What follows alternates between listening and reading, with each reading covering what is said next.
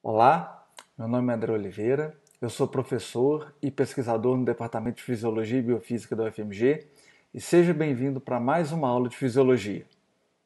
Na aula de hoje, nós vamos introduzir uns conceitos gerais muito importantes para a compreensão da fisiologia do sistema endócrino. Eu gostaria de começar essa aula, na verdade, fazendo uma pergunta simples, mas de resposta um pouco complexa. Você sabe qual é a função do sistema endócrino? Então, para a gente responder a essa pergunta, eu queria que a gente imaginasse um organismo qualquer, que na aula de hoje vai ser o organismo dessa mulher. Então, de maneira isolada, se ele tivesse isolado do resto do mundo, o funcionamento básico dos órgãos desse organismo já seria responsável por si só pela geração de diversos estímulos internos. Esses estímulos internos são processados em centros específicos que geram respostas adequadas a esses estímulos para manter a homeostase, o funcionamento normal desse organismo. Mas, obviamente, como a gente pode ver nessa imagem, essa mulher não está isolada no mundo. Ela interage com outras pessoas e interage com o meio no qual ela está inserida. E essas interações, tanto com outros organismos quanto com o meio ambiente, são fontes importantes de estímulos externos, que também são percebidos e processados nesses centros especiais. Né? E veja bem que esses centros eles têm que lidar com estímulos do próprio organismo e estímulos vindos do ambiente, né, da interação, da existência desse organismo. E esse processamento ele precisa ser equalizado e gerar respostas que compreendem que são adequadas para os dois tipos de estímulos. E isso é que, na verdade, vai garantir a homeostase, o funcionamento e equilíbrio desse organismo. Né? De maneira geral, a gente pode falar de dois grandes sistemas classicamente associados à manutenção da homeostase. O primeiro deles, que percebe esses estímulos e processa esses estímulos, é o sistema nervoso, que é caracterizado por uma resposta de início rápida, né, mas de menor duração e que são muito específicas. E o funcionamento desse sistema nervoso garante a manutenção da homeostase do organismo. Um contraponto é a ação do sistema endócrino, que tem característica de ter uma resposta de início mais lenta, uma maior duração e respostas mais difusas, menos específicas, mas que também garantem o funcionamento, o equilíbrio do organismo. Entenda que a homeostase como a oscilação das funções biológicas dentro de uma faixa fisiológica. Tá? Pode parecer simples o que a gente acabou de falar, mas na verdade isso veio de muita pesquisa. E eu vou contar 3 casos para vocês que ilustram muito bem como que o sistema endócrino, o conhecimento do sistema endócrino evoluiu ao longo do tempo. O primeiro desses casos é o do pesquisador chamado Bertholdt, que em 1849 devia estar muito desocupado na sua casa, ou ele era muito curioso, né? E olhou para o seu galinheiro e falou assim, gente, como é que esse filhote de galo vira esse animal adulto, né? O macho vira esse animal adulto com esse comportamento e características morfológicas específicas. Então ele olhou e bolou uma hipótese. Só que essa hipótese não veio do nada, ela veio de evidências mais antigas que mostravam que a castração em animais era uma maneira interessante, funcional, né, para controlar a agressividade, ou seja, impactavam o comportamento desse animal. E essa castração também era feita em humanos, em algumas sociedades, por motivações religiosas ou sociais, por exemplo, controlar a libido. Quem não lembra desse personagem, né? Então, essas evidências antigas, elas já eram conhecidas desde séculos antes de Cristo, mas não havia nenhum respaldo científico, né? Em experimentos controlados como o que o Bertholdt ia fazer. Mas veja bem, elas serviram como base, como inspiração para a hipótese dele, de que, na verdade, os testículos deviam ser os órgãos envolvidos nessa maturação morfológica e comportamental dos galos adultos. Então, o experimento de Bertholdt foi a castração. Ele removeu esses órgãos e observou que o animal adulto, né, apresentava a crista menos desenvolvida, o papo também menos desenvolvido, e o comportamento era completamente diferente dos animais do grupo controle. E aí, como prova de conceito, ele fez mais um experimento muito interessante, no qual ele reimplantou um desses testículos nos animais, no grupo de animais, e percebeu que a crista e o papo se desenvolviam normalmente e esse animal apresentava um comportamento muito parecido com o grupo controle. Então, quais foram as principais conclusões dos experimentos de Bertholdt lá em 1849? Bom, primeiro que o tamanho da crista e do papo dos galos eram dependentes dos testículos, que a agressividade e o apetite sexual dessas aves também eram dependentes dos testículos, que a reposição cirúrgica de um ou dos dois testículos era capaz de reverter os fenótipos observados na castração, mas a principal conclusão desse trabalho foi de que havia alguma substância, algum fator estimulador que era secretado no sangue desses animais. E por que isso? Porque na cirurgia de reimplante dos testículos, ou de um ou dos dois, as conexões nervosas não eram refeitas. Então, não tinha nervo ali para mediar essa interação, essa função do testículo com os demais órgãos. Então, devia ser algum fator compartilhado via circulação.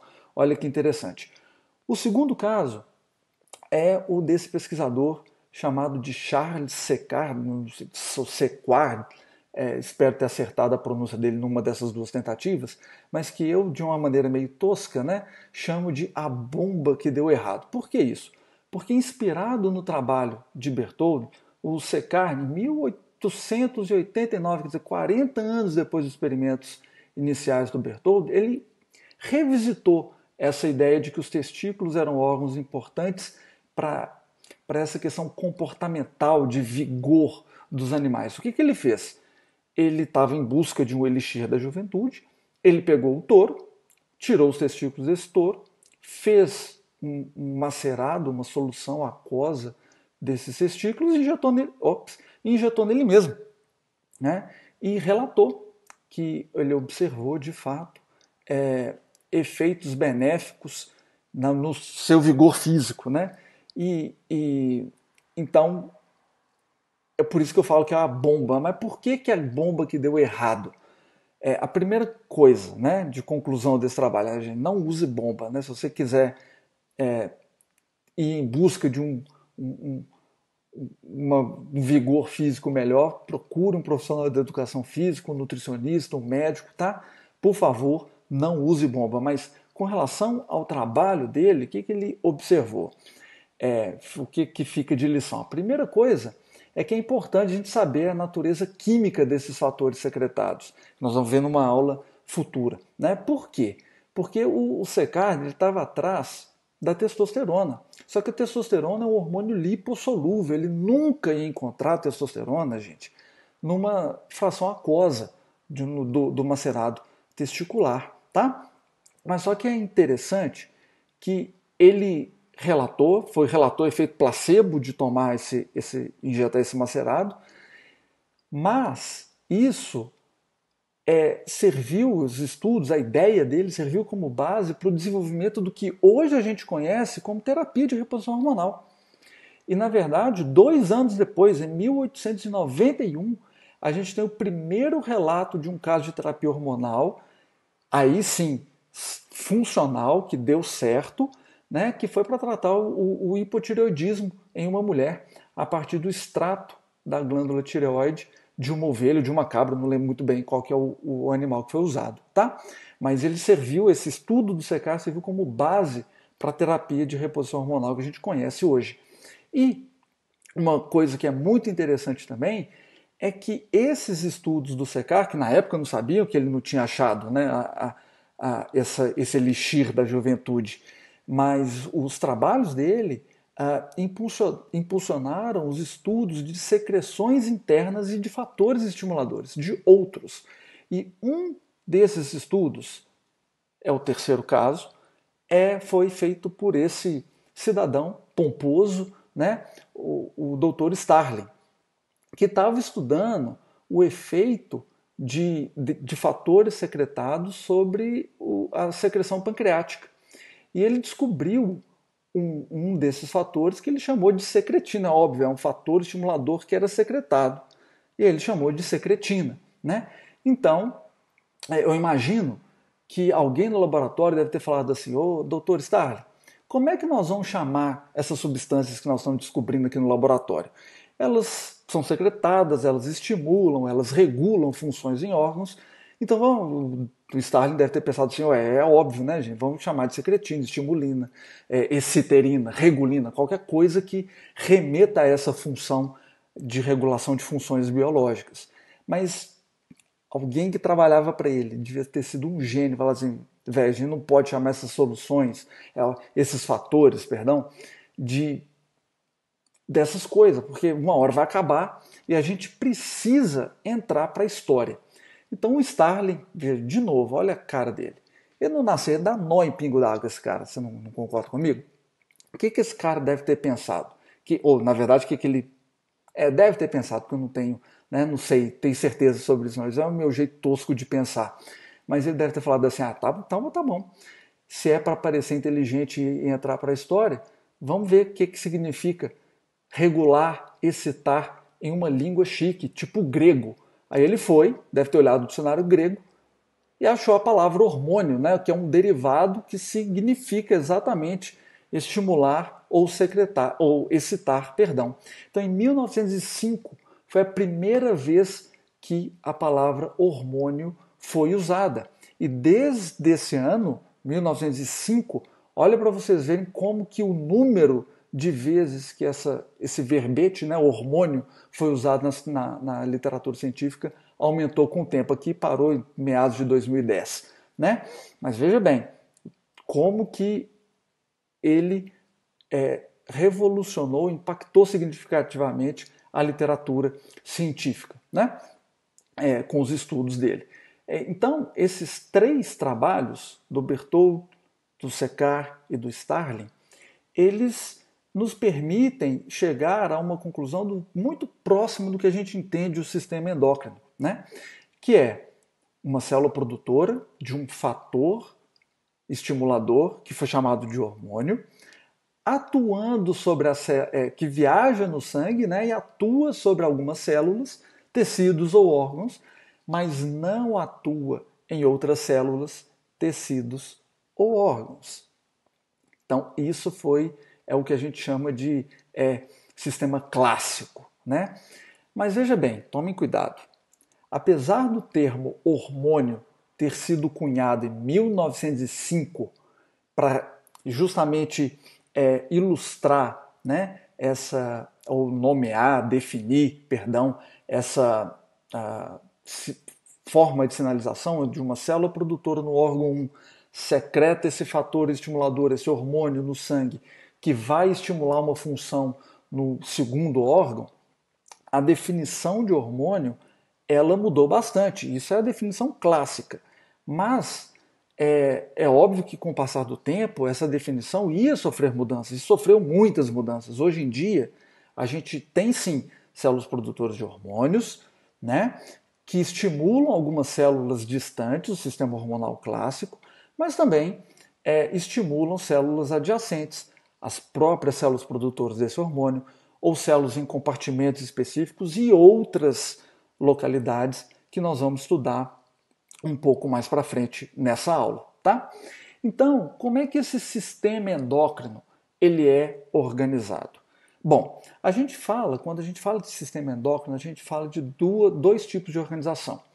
A organização endócrina clássica, onde a gente está compreendendo as glândulas cuja função principal é a produção desses hormônios, né, como hipotálamo, hipófise, pineal, tireoide, paratireoide, adrenal, pâncreas. Mas a gente também tem que falar de células produtoras de hormônios que estão espalhadas em outros órgãos que compõem diferentes sistemas no organismo. Então, são tecidos secretores de hormônios não clássicos, como o coração, timo, o trato gastrointestinal, os rins, as gônadas, como testículo, ovário, placenta, né? As estruturas reprodutivas, fígado, a pele, tecido adiposo e outro órgão que tenha uma célula endócrina nela, né? Produtora de hormônio, tá bom? Então, órgão endócrino e tecidos secretores não clássicos. No módulo de fisiologia do sistema endócrino, a gente foca principalmente nesses tecidos clássicos, nesses órgãos endócrinos clássicos, tá? Bom, e qual que é a característica, ou quais são as características desses órgãos endócrinos clássicos? A primeira delas, não tem ducto. É uma secreção que fica no próprio organismo, não tem ducto. Então, por isso, as células elas secretam esses hormônios que caem, são drenados pela rede sanguínea e, por isso, essas glândulas endócrinas precisam ser altamente vascularizadas. Então, aqui a gente está vendo o folículo tireoidiano, né, em verde, e vasos capilares sanguíneos apontados aí pela seta vermelha. A gente consegue ver quão rico ou rica é a irrigação sanguínea numa glândula endócrina, né? Então ela produz um hormônio e esse hormônio ele é drenado pelos capilares sanguíneos que irrigam esse órgão, tá bom? A mesma coisa quando a gente vê uma microscopia eletrônica, né, de varredura da adrenal. Então a gente tem as células produtoras apontadas pela seta em verde, mas nós também temos os capilares apontados pela seta vermelha. Então a célula produtora produz o hormônio e esse hormônio cai na circulação sanguínea e ele é distribuído pelo organismo como um todo, tá bom? E obviamente que esse sistema endócrino ele pode se organizar de formas diferentes. Não são excludentes, elas são diferentes. O sistema hormonal endócrino clássico é aquele que nós já discutimos. Então a gente tem uma célula produtora de hormônio que secreta o hormônio na circulação sanguínea e vai atuar numa célula alvo, porque essa célula alvo expressa uma proteína, expressa um receptor para esse hormônio que vai mediar, que vai efetivar a resposta biológica a esse hormônio. As células, outras células de outros tecidos, ou até do mesmo tecido, se ela não apresentar o receptor para esse hormônio, ela não vai responder, obviamente, a esse hormônio. Tá? O que não exclui essa segunda célula de participar de um outro sistema endócrino. Beleza? Bom, então esse é o sistema hormonal clássico, onde a gente tem uma célula produtora secretando um hormônio no sangue que atua sobre as células, tecidos ou órgãos que expressam o receptor para esse hormônio. Só que esse não é um único sistema hormonal. Nós temos um sistema hormonal chamado de parácrino. Então imagina uma célula produtora de hormônio, tá? E uma célula alvo que expressa o receptor para esse hormônio. É uma sinalização hormonal do tipo parácrina se ela acontece nas adjacências da célula produtora de hormônio. Então, a gente tem aqui uma célula produtora que secreta o hormônio e esse hormônio atua na célula-alvo, mas tudo acontece dentro de um mesmo órgão, dentro de um mesmo tecido, na vizinhança das células produtoras de hormônio, beleza? Agora, imagina a célula produtora de hormônio secretando esse hormônio, mas ela também expressa o receptor para esse próprio hormônio. Aqui, o hormônio tem a capacidade de estimular a própria célula produtora, certo? E quando isso acontece, quando a célula produtora também é a célula alvo desse hormônio, nós estamos falando de um sistema hormonal do tipo autócrino, né, que a própria célula se estimula ou é estimulada pelo seu próprio produto de secreção. Existem outros sistemas. Agora vamos pensar aqui, tá, numa célula produtora de hormônio, ela secreta esse hormônio para o meio extracelular e esse hormônio atua numa célula-alvo nas adjacências. Isso é muito parecido com a sinalização parácrina. Seria uma sinalização parácrina, inclusive, se ela não acontecesse em um compartimento muito específico dentro desse órgão. O que eu quero dizer com isso? Existem estruturas nesse tecido que isolam essas células, que interagem via produção e ação hormonal. Né? Então aqui a gente está vendo um compartimento A, um compartimento B. Esse hormônio não entra em contato com as células no compartimento B. E esse isolamento ele pode ser feito, por exemplo, pela presença de junções de oclusão. Tá? E aqui, quando isso acontece, quando a gente tem uma célula produtora, o hormônio, uma célula-alvo, em um compartimento muito específico dentro de um órgão, nós temos um sistema dito criptócrino, é quase que algo escondido, né? O nome já sugere isso para a gente, tá bom?